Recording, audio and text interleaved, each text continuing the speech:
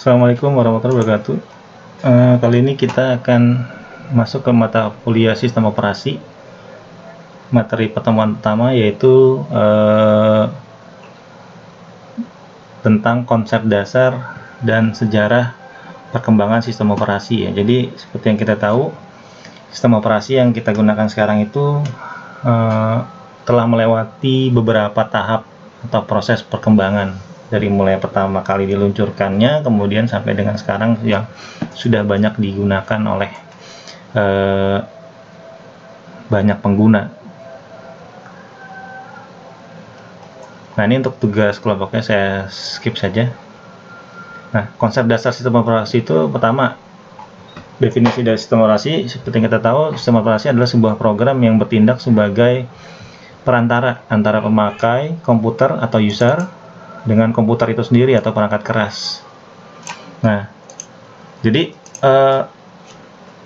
ketika kita menggunakan sebuah perangkat keras seperti komputer, laptop, PC dan sebagainya, kita sebagai user dan si laptop dan PC dan komputer tadi itu kan sebagai perangkat kerasnya kan, dia nggak bakal bisa berjalan tanpa adanya sistem operasi. Seperti halnya ketika kita menggunakan kendaraan bermotor, motornya tidak akan jalan kalau tidak menggunakan bahan bakar. Bahan bakarnya apa? Bebas, bisa pakai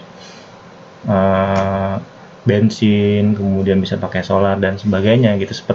Sama seperti sistem operasinya macam-macam, ada Windows, ada Linux, ada Unix dan sebagainya gitu. Jadi tergantung dari kebutuhan dari si penggunanya sendiri. Nah, sistem operasi sendiri adalah merupakan sebuah perangkat lunak sistem komputer yang membantu perangkat keras dalam menjalankan fungsi-fungsi manajemen proses gitu. Jadi misalkan kita sebagai user ingin menggunakan aplikasi untuk membuat surat, ya berarti kita menggunakan Microsoft Word kalau di Windows dan seterusnya. Nah, fungsi sistem operasi sendiri yaitu pertama sebagai pengelola sumber daya atau resource manager. Sistem operasi mengelola seluruh sumber daya yang terdapat pada sistem komputer. Jadi yang menjalankan semua operasional di dalam hardware komputer adalah sistem operasi itu sendiri gitu. Nah, sistem operasi sebagai penyedia layanan atau extended machine atau virtual machine. Kemudian sistem operasi menyediakan sekumpulan layanan atau disebut system calls ke pemakai sehingga memudahkan dan menyamankan penggunaan atau pemanfaatan sumber daya sistem komputer. Tujuan dari sistem operasi. Dengan sistem operasi, komputer atau perangkat keras atau hardware dapat digunakan seefisien mungkin. Kemudian, dengan sistem operasi, komputer dapat bekerja dalam kode biner yang mudah dipahami dan digunakan oleh pemakai atau user.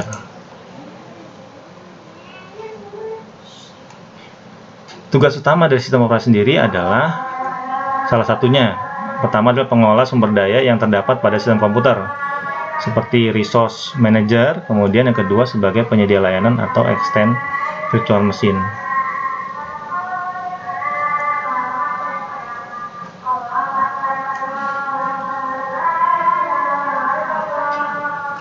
Tugas utama dari sistem operasi selanjutnya adalah sebagai pengelola seluruh sumber daya sistem komputer, mengelola seluruh sumber daya yang terdapat pada sistem komputer agar beroperasi secara benar dan efisien. Nah, sumber daya sistem komputer itu adalah semua komponen di dalam sistem komputer yang dapat memberikan manfaat. Gitu. Jadi, sumber daya itu saja dari sumber daya fisik maupun sumber daya abstrak. Nah, sumber daya fisik misalkan perangkat masukan seperti keyboard, barcode, reader dan sebagainya. Ini input ya, input device. Jadi sistem operasi yang menentukan atau mendetek adanya input device atau perangkat masukan seperti keyboard, barcode, reader dan sebagainya. Kemudian pointer device atau perangkat tunjuk seperti mouse, joystick, light pen, trackball, touchscreen dan sebagainya. Kemudian secondary storage device atau perangkat penyimpanan sekunder kayak floppy disk drive, floppy disk drive ya, yang dulu 3,5. Kemudian ada hard disk, tape drive, optical disk, CD-ROM drive, DVD-ROM drive dan sebagainya. Ini yang secondary ya. Jadi kita udah punya primary storage-nya, hard disk misalkan. Kalau zaman sekarang kan sudah ada tuh, sudah banyak yang menggunakan 2 hard disk ya, satu SSD, satu hard disk biasa gitu, atau dia pakai backup, pakai external hard disk gitu. Kemudian perangkat penampil atau output device seperti layar monitor, CRT, LCD dan sebagainya. Kalau sekarang kan lebih banyak menggunakan TV ya, karena kan di TV itu sekarang sudah ada HDMI-nya, sudah ada RGB-nya gitu. Jadi lebih suka menggunakan TV ketimbang monitor biasa gitu. Monitor biasa sekarang udah mulai lumayan ditinggalkan ya, tapi bukan berarti kalau misalkan dia belinya satu paket, satu perusahaan ya berarti harus pakai monitor bawaannya gitu. Tapi kalau misalkan belinya satu-satu lebih cenderung ke TV ya gitu. Kemudian perangkat pencetak atau printing device kayak printer, plotter dan sebagainya. Ini kalau misalkan sumber daya fisik. Kemudian ada communication device seperti modem, ini untuk internet ya, Ethernet card, kemudian PCMCIA dan seterusnya. Kemudian memory device kayak RAM, random access memory, dia bisa ngebaca gitu. Jadi kan kayak misalkan sekarang nih laptopnya bagus, i7, i7 atau segala macam gitu, generasi terbaru. Tapi ketika misalkan ketika membuka sebuah atau menjalankan laptopnya atau komputernya agak terasa lambat, dan berarti ada yang bermasalah itu, ada yang kurang harmonis hubungannya gitu. Jadi RAM-nya misalkan standar baru 4, baru 8 giga gitu. Jadi proses penampungannya itu jadi terbatas gitu, jadinya perlu ditambahkan. Jadi kebutuhannya tuh nanti untuk kecepatan daripada loading dari si sistem operasi maupun aplikasi-aplikasi yang ada di dalam komputer. Misalkan kalau mau main game misalkan, atau mau edit video dan seterusnya. Kemudian ada kaca memori, register dan seterusnya. Kemudian ada perangkat multimedia. Ini ada kamera, sound card, radio dan sebagainya. Kemudian ada perangkat grafis atau grafis device seperti digitizer, scanner dan sebagainya. Kemudian perangkat pengendalian proses yaitu sensor-sensor dan aktuator dan sebagainya. Nah, kalau sumber daya abstrak itu terdiri dari pertama data. Data itu ada PCB atau proses control block yang mencatat dan mengendalikan proses. Kemudian ada semapur yang mengendalikan sinkronisasi proses-proses, ada table segment, table page, inode atau inode, kemudian FAT atau FAT untuk sistem file. Kemudian ada lagi linked list, pengendalian memori. Kemudian ada berkas file yang menyimpan data atau program. Ini kalau misalkan dia berhubungan dengan sumber daya abstrak ya.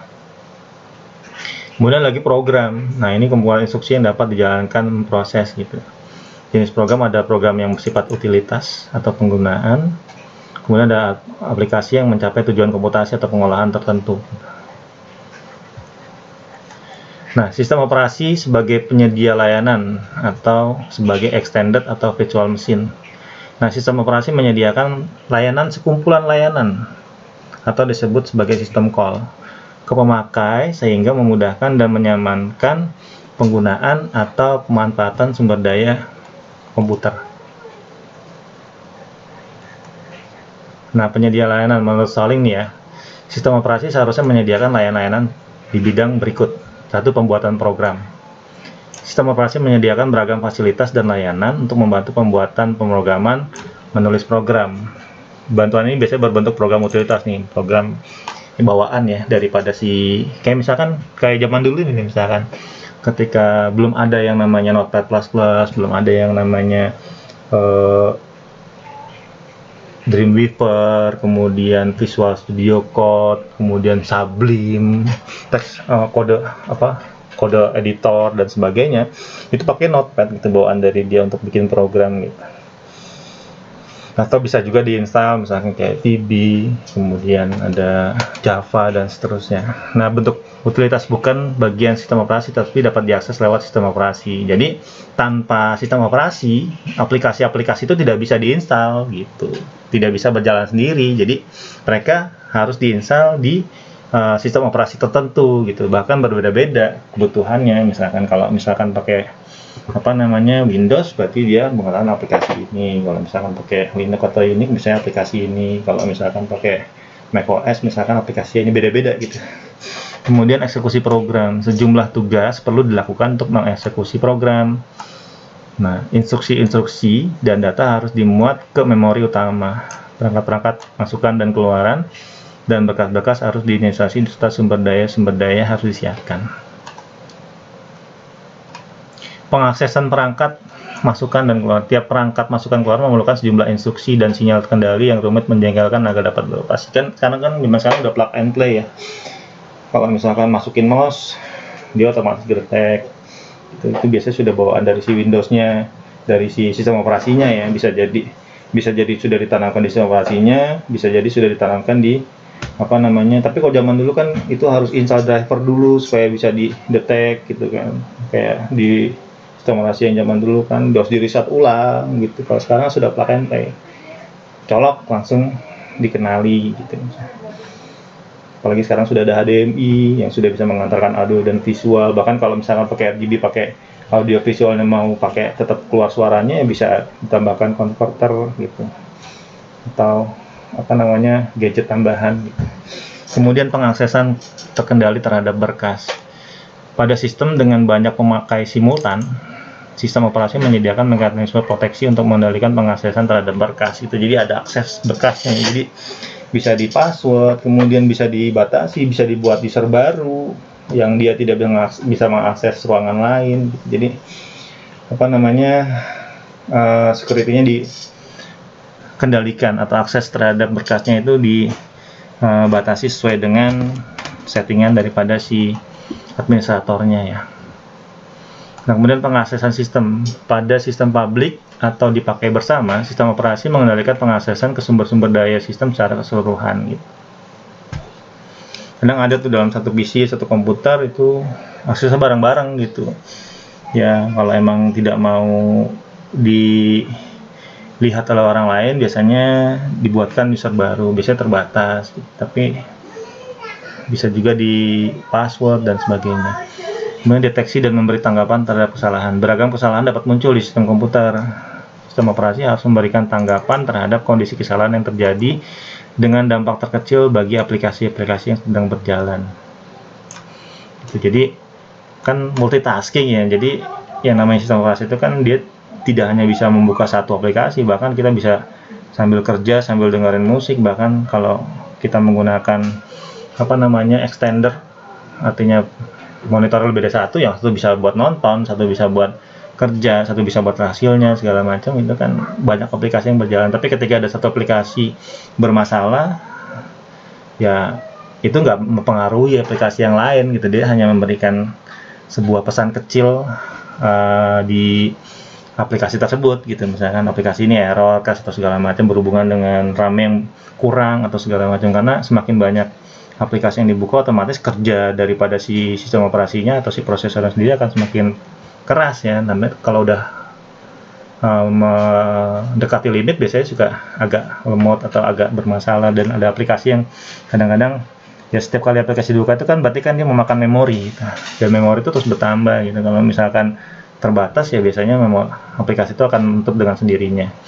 Kemudian ada accounting. Accounting itu adalah sistem operasi yang bagus mengumpulkan data statistik penggunaan beragam sumber daya dan memonitor parameter kinerja seperti waktu tanggap. Waktu tanggap setiap aplikasi itu beda-beda, tergantung dari kemampuan si komputernya itu sendiri dan tergantung dari sistem operasi yang digunakan gitu. Nah, konsep utamanya pertama ada proses nih.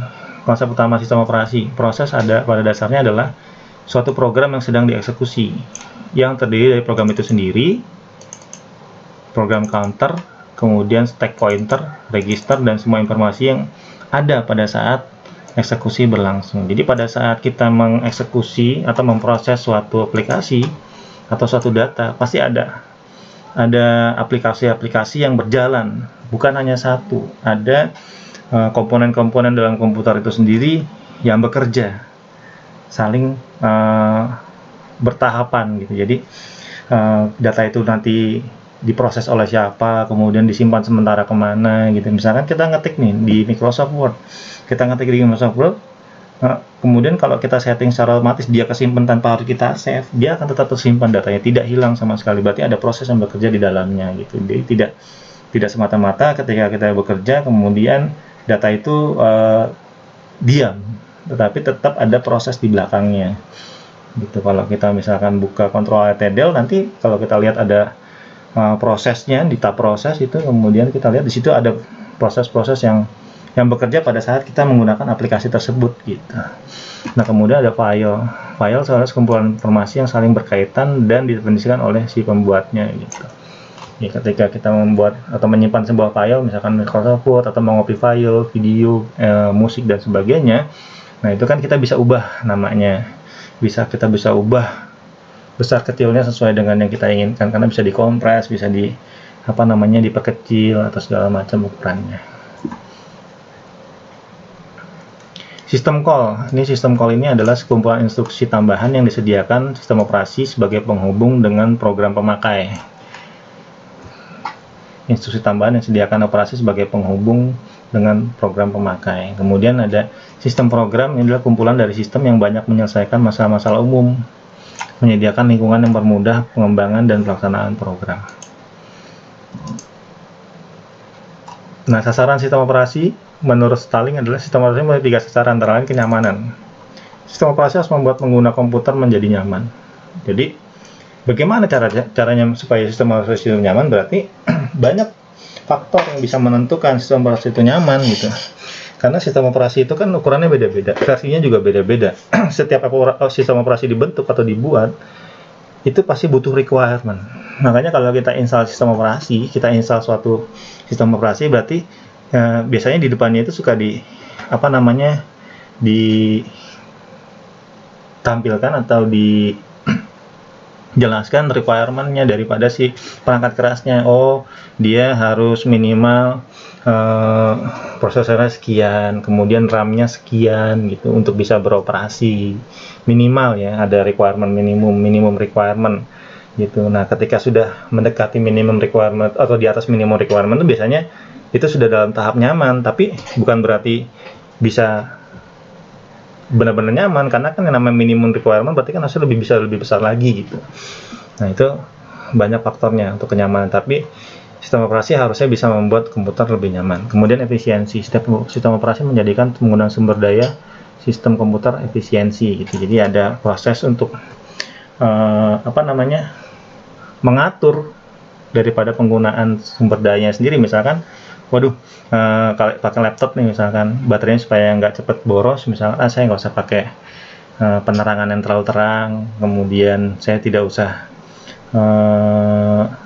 mengaktifkan banyak aplikasi. Nah, itu kan bisa diatur oleh si sistem komputernya sendiri gitu, sistem operasinya sendiri. Kemudian mampu berevolusi.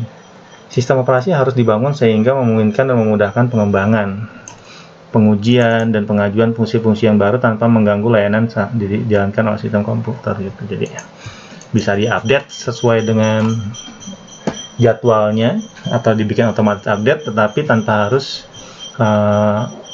merusak atau menutup aplikasi yang lain gitu. Dia bisa berjalan di belakang gitu.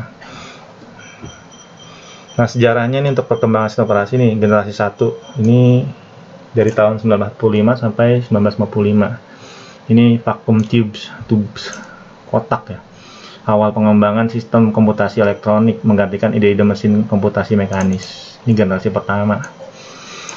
Nah, generasi kedua ini 1955 sampai 1965. Ini transistor dan sistem batch. Batch system adalah job yang dikumpulkan dalam satu rangkaian, kemudian dieksekusi secara berurutan. Jadi dikumpulin dulu, kemudian nanti setelah terkumpul baru diproses sesuai dengan urutannya masing-masing ya. Jadi bisa jadi first in first out atau last in first out gitu. Yang pertama masuk pertama keluar, atau yang terakhir masuk pertama keluar, dan seterusnya. Nah, generasi 3 ini sudah masuk di tahun 1965 sampai 1980. Ini sudah menggunakan IC dan multiprogramming. Multiprogramming itu berarti membatasi memori menjadi beberapa bagian, dengan satu bagian memori adalah satu job yang berbeda gitu. Jadi ada yang mana buat audio, mana yang buat proses, mana yang buat entertainment dan sebagainya. Kemudian ada spooling, membuat peripheral dapat diakses secara simultan, yaitu dengan menyediakan beberapa partisi memori.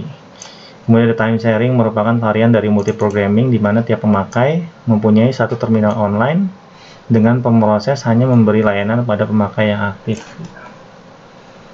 Nah, generasi keempat ini tahun 1980 sampai 2001. Ini sudah masuk ke PC atau personal komputer. Jadi sudah ada operating system atau sistem operasi yang berjalan di jaringan gitu. Jadi sistem operasi untuk jaringan komputer di mana pemakai menyadari keberadaan komputer yang saling berhubung gitu. Jadi dulu kayak di BSI itu kampus dia sistem operasinya ada di server, kemudian PC-nya tidak menggunakan sistem operasi, jadi hanya sharing sistem operasi dari server. Kemudian ada distributed operating system, operasi yang menggunakan jaringan komputer, dengan pemakai tidak perlu menyadari keberadaan komputer yang terhubung, di mana alokasi kerja sudah otomatis dikerjakan oleh sistem operasi.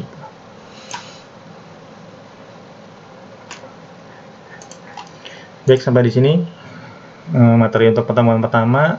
Sampai ketemu lagi di pertemuan selanjutnya. Assalamualaikum warahmatullahi wabarakatuh.